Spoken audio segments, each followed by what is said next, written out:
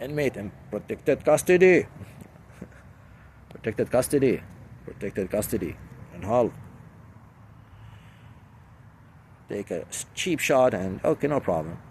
Now I'm in self-defense mode. Now, all to say, you have to follow the rules and what have you, right? No problem. Just like someone else got offended by my voice. By my voice. I was being just animated.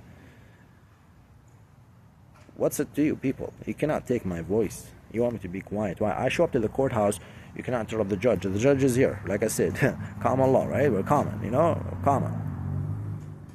Right? So now, let's start again. The triangle.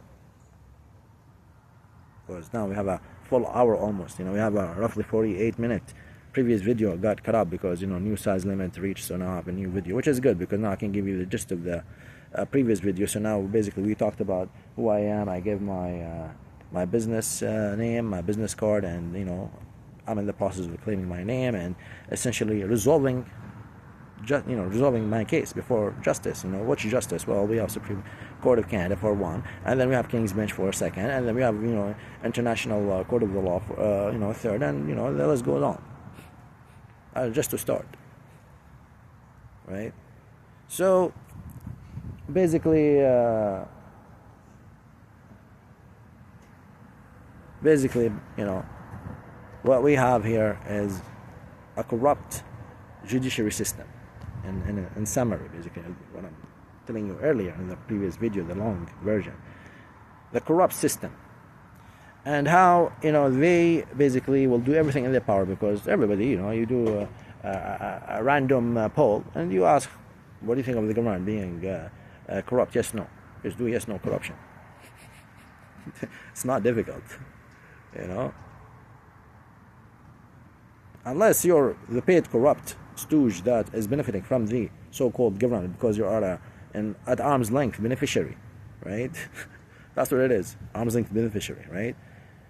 And piggybacking on the, you know, people of the land, common people of the land, you know, and each of their own.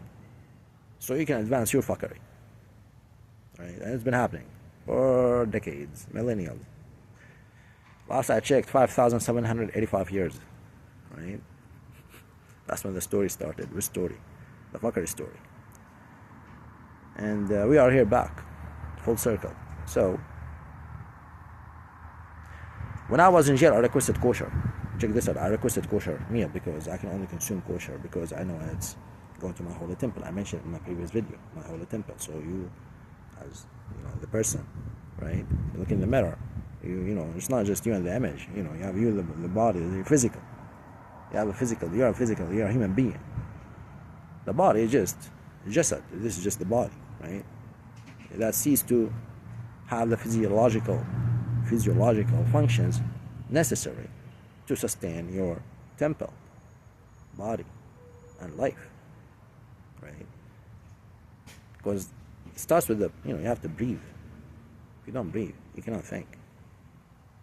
If you do not breathe, you cannot think. And if you do not breathe, it's not just breathing the air. You are breathing. You are breathing. And you also, when you breathe, you have to resonate. With what? With yourself, the truth.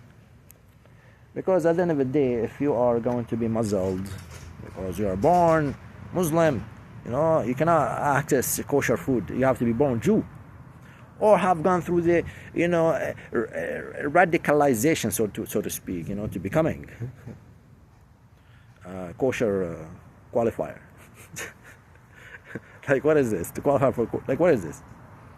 So anyways, that's, there's Israelites, and there are Sayyidina Ibrahim. Why Sayyidina Ibrahim? They say Ibrahim alayhi salam. So now you're telling me that the humanity and life started 6,000 years ago. That tells me that you clearly don't understand the foundation of critical thinking and common law. So this is why administrative law is here. Common law. You're gonna be like, oh well, common law. What's common sense, right? Natural law. So natural law, that's going to be the premise of this lawsuit. Natural law. See you in court.